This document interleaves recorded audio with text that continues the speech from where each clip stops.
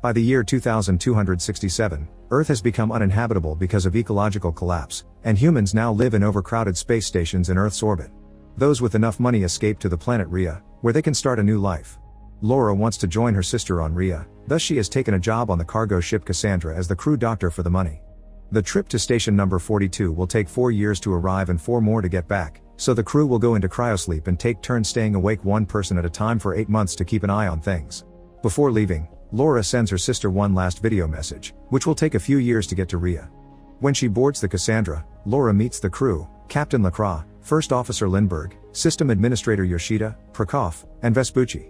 There's also Decker, a sky marshal sent by the government because lately ships have been under attack by the radical Neo-Luddite group Machine Strikers, who are against living inside machines. Their leader Bruckner is still on the loose after he bombed a few stations, so they have to keep an eye out for him. The crew enters cryosleep and things go peacefully for 3 years. When it is Laura's turn to wake up, she finds a message from her sister Ariane waiting for her, where she expresses her worries over the terrorist attacks. Laura sends her a message back and then concentrates on establishing a routine to keep herself sane, which includes reading, exercising, and keeping an eye on the ship's performance.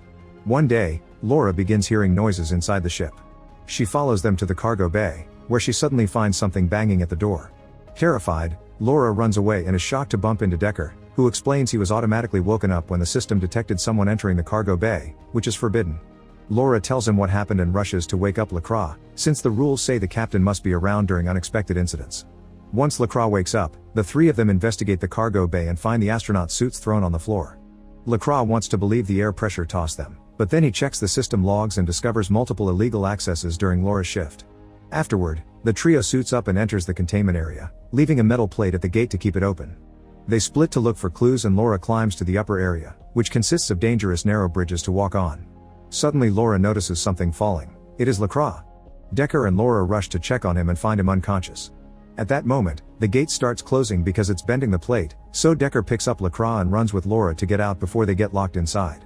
By the time they make it out, Lacroix is dead and no CPR will bring him back.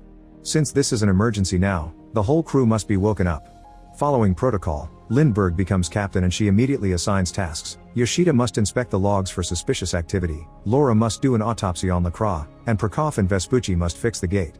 During the autopsy, Laura confirms Lacroix died when he fell. She also discovers one of his eyes is an implant. She and Decker connect the eye to the computer and check the recording of Lacroix's last moments. To their shock, Lacroix finds an open containment unit with a biohazard warning on it, which doesn't make sense because they are supposed to be transporting construction materials. While Prokop and Vespucci discover the gate's gears somehow broke, Laura and Decker return to the cargo bay and use Lacroix's badge to investigate the containers from the video. They go deeper inside and find all units connected by thick pipes. A closer look reveals a huge surprise: there are sleeping humans inside all of them. They call Prokop and Vespucci to help them move a unit with a kid out of the bay, which raises an alert in the system and all the units start moving. The men move quickly enough but Laura almost falls and has to grab onto the stairs until Decker comes to help her. Moments later, they bring the unit to the medical bay. Lindbergh isn't happy about this because they aren't supposed to mess with the cargo, but now the rest of the crew wonders if Lacroix was murdered for seeing something he shouldn't have. Someone clearly set the containers in motion to kill them too, but Lindbergh insists it was just the system putting the units in order and that they should take the kid back. Decker reminds her this is a murder investigation and Laura gets to do a full inspection of the kid. The scan confirms the child is under cryosleep, but she can't learn anything else because the tank is blocking her machines. Laura asks Decker for help and he uses a special program that will open the unit's digital lock in a few minutes. While they wait, Laura tells him about her sister in Rhea, and Decker kisses her. Meanwhile, Lindbergh asks Yoshida to investigate Decker, thinking there's something wrong with him. At the cargo bay, Prokop and Vespucci begin hearing weird noises coming from the inside. Once the container is finally unlocked, Laura takes a closer look at the kid and discovers there is a perfected virtual reality connector embedded in the girl's spine, something Laura never saw before. Decker wants to disconnect her, but Laura refuses because it could cause irreparable neural damage. Reluctantly, Decker understands and asks Laura to keep this secret for now. Afterward, Laura sends another message to Ariane, telling her about her findings and complaining about how long messages take to arrive. In the meantime, Yoshida tries to access Decker's file only to get blocked out. 20 minutes later, Laura is surprised to get a message from Ariane back so soon. Confused about what's going on, she confronts Decker and asks him why he wants to keep secrets and why he knows how to open the units. Instead of replying, Decker kisses her, and the two of them end up getting frisky. A few hours later, Lindbergh calls everyone to the deck and informs them that Yoshida discovered someone manipulated the cryochamber's logs. It turns out Decker had been woken on regular basis, but Decker just says it is part of his duty to check on the ship periodically. Lindbergh suspects him to be Lacroix's killer and tries to arrest him, causing Decker to try to defend himself. Yoshida and Vespucci manage to overpower him, but in the struggle Decker gets hurt, and Laura asks them to bring him into the medical bay to avoid blood contamination. Laura takes care of Decker's wound while ignoring Decker's attempts at chit-chat, and before she leaves, Decker confesses they aren't going to station number 42, they're actually going to Rhea. Afterward, Decker is put back into cryosleep. In private, Laura asks Yoshida to check the ship's destination. Yoshida confirms they aren't going to station number 42, and since it's impossible to change coordinates after the flight already began, it means this was planned from the beginning. When Laura brings up her messages arriving quickly to Rhea, Yoshida points out Lindbergh is lying to them since she should know the coordinates. Afterward, Yoshida goes back to her computer to see if she can find out more. While Laura has a drink with the guys, she notices the power fluctuating and worries about Yoshida, so she goes to check on her. Unfortunately, Yoshida is already dead. Upon hearing this, the crew immediately goes to check on Decker and discovers he's escaped the cryopod. The logs indicate someone left him out. The crew gets armed and goes looking for Decker. Laura and Vespucci go to the lower deck and find an open duct, which makes them think Decker escaped through there. Vespucci goes to the other side of the vent while Laura climbs this end, and she ends up finding a secret chamber full of trash. Suddenly she's attacked by a man and in the struggle, Laura shoots him. A closer look reveals this guy as the terrorist Bruckner, and there's a box with his belongings nearby. Laura finds pictures of the machine strikers working to develop natural resources and discovers Decker is part of the organization.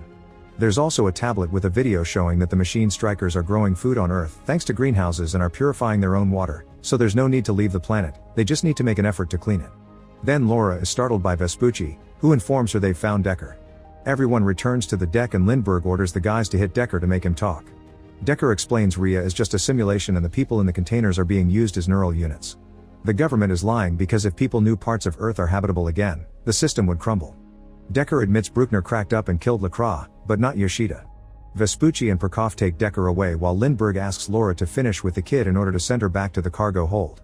Lindbergh also wants Laura to go back to cryosleep, promising to take over her shift. Getting suspicious, Laura takes out her gun but Lindbergh beats her to it and ties her up. Lindbergh explains that settlement on Rhea actually failed, and the simulation is only temporary until they manage to find a new planet to terraform. This simulation allows people to stay alive with hope, and Lindbergh won't allow anyone to get in the way, so she'll kill Laura and Decker with the excuse they killed the captain. Meanwhile, Vespucci and Prokop take Decker to a random corridor and demand to know everything. When they hear Lindbergh knew all along, they go back to capture her and put her into cryosleep. Vespucci tells Prokop they should connect themselves to Rhea because a simulation is still better than this crappy life they have. In the medical bay, Laura manages to start safely waking the kid from the unit. Decker apologizes for lying and asks for her help. Laura accepts as long as he rescues her sister from the simulation. Afterward, the crew makes a plan.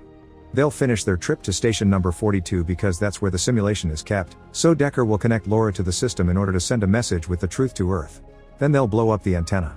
For the next few days, Decker and Laura spend their private time together, and Decker tells Laura how nature has reclaimed every spot on Earth. When they finally arrive at station number 42, they delay the delivery of the cargo, which gets them 30 minutes to pull off the plan. Laura discovers the child is awake and wandering, so she has to quickly take her back to her room to keep her safe. Prokop and Vespucci secretly work against the plan because they want to connect themselves to Rhea, and to do that they'll need Lindbergh's badge. Vespucci burns his hand with cryoliquid to retrieve it from the tank while Prokop reprograms the unloading of the cargo to 10 minutes instead of 30. Next they use the badge to access the units and disconnect two people to take their places in the simulation. As the system gets ready for delivery protocol, it wakes Lindbergh up. Meanwhile, Decker goes on a spacewalk to put the explosives on the station's antenna before he goes looking for Ariane's container, luckily finding it quickly. Laura decides to join him, but her suit begins malfunctioning and Decker has to catch her before she drifts away. Decker explains to Laura that the units can't be just unplugged without killing the people inside, so Laura asks to be connected to the simulation in order to meet her sister and send the message. At that moment, the ship begins delivering the cargo automatically, meaning they only have a few minutes left before the ship begins the trip back. Decker connects Laura to Rhea and Laura is shocked to appear in the most beautiful forest she's ever seen. In a house nearby, Laura reunites with Ariane and her kids and cries over having to destroy their happiness. She runs away into the woods and records a message for Earth explaining the truth behind Rhea, finishing right before Decker wakes her up with bad news. Since the cell unit of Laura's jetpack is broken, Decker gave her his, meaning only she can back into the ship. Laura doesn't want to leave without him, but Decker reminds her she must protect the kid since she's the only proof they have. Suddenly the ship's thrusters are turned on, pushing the duo away from the station. Decker uses this push to let go of Laura and drift away into space. Grieving but determined, Laura uses the jetpack to enter the ship safely right before the station antenna explodes. As the ship goes into autopilot mode to start the flight back, Laura goes looking for the girl and bumps into Lindbergh. A fight ensues between both women, and when Lindbergh grabs an axe, she accidentally breaks a gas tank. Laura uses it to push Lindbergh into an airlock, trapping her there. Then the airlock exit opens and Lindbergh is ejected into space. Afterward, Laura looks for the kid and finds her calmly having a meal. The two of them begin a new routine for the trip back while Laura's message arrives at the stations around Earth, letting people know the truth. Make sure to subscribe and turn on notifications so you can watch more videos like this. Thanks for watching.